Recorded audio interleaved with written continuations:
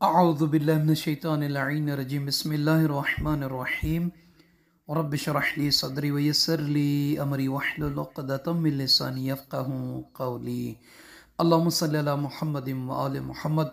صاحبان ایمان مومنین مومنات، دو اعمال ذکر کرنے ہیں جو خصوصی طور پر انسان کی سلامتی، انسان کی عافیت، انسان کی خیر کے لیے ہیں۔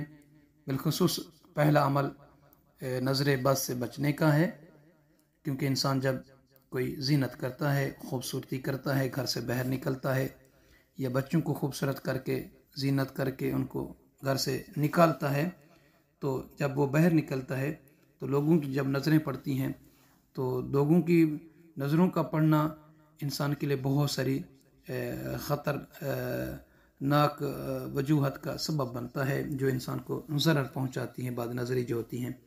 اسی طریقے سے ایک ہے دفع ایکسیڈنٹ۔ جب انسان سفر کرتا ہے تو کہیں نہ کہیں اس کا ایکسیڈنٹ ہو جاتا ہے، گاڑی لگ جاتی ہے، جس کی وجہ سے جانی مالی نقصان ہوتا ہے۔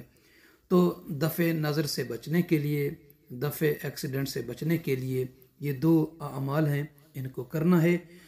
بارگاہ امام جعفر صادق علیہ السلام میں چلتے ہیں کہ جہاں پہ امام علیہ السلام اپنے فرمان مبارک سے اپنے شیعوں کو، اپنی محبت کا دم بھرنے والوں کو، اپنے موالیان کو یہ بیان فرما رہے ہیں کہ جب بھی کوئی شخص ایسی زینت کرے، یعنی خوبصورتی کرے جس پر نظر بد کا خوف ہو، تو بندے کو چاہیے کہ اپنے گھر سے نکلتے وقت ان دو سورتوں کی تلاوت کرے۔ پہلی سورت سورہ فلق، یعنی قل اعوذ برب الفلق، قل اعوذ برب الفلق کی تلاوت کرے، اور ایک مرتبہ سورہ ناس کی، قل اعوذ برب الناس کی۔ تو امام صادق علیہ السلام فرماتے ہیں کہ جو بندہ اپنے گھر سے نکلتے وقت ان دو سورتوں کی تلاوت کر کے چلے گا تو اللہ تعالی اسے بد نظرے کی نظر سے بچائے رکھے گا۔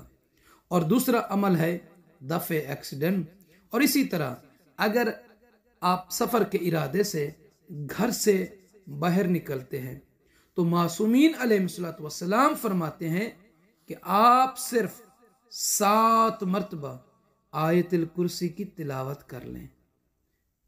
تو امام علیہ السلام فرماتے ہیں کہ جو سفر کے ارادے سے نکلتے وقت گھر سے 7 مرتبہ آیت الکرسی پڑھے گا تو اس کا سفر بے خطر رہے گا، اور اگر خدا نخواستہ آپ کا ایکسیڈنٹ ہو جاتا ہے تو آپ کو کوئی گہرا زخم نہیں آئے گا، مطلب آپ پھر بھی محفوظ رہیں گے۔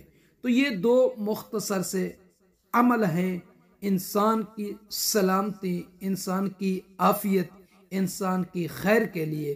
ہر بندہ، خواہ وہ مرد ہے، خواہ وہ عورت ہے، خواہ وہ بچہ ہے، خواہ وہ جوان ہے، خواہ وہ بوڑھا ہے، کوئی بھی ہے، وہ سفر تو کرتا ہے، تو کیوں نہ اپنے سفر کی سلامتی کے لیے ان معصوم ہستیوں کا بتایا ہوا وظیفہ کر کے انسان سفر کرے، تاکہ گھر سے جب جائے تو سلامتی سے جائے، اور جب گھر واپس آئے تو خیر اور عافیت اور خوشی کے ساتھ لوٹے۔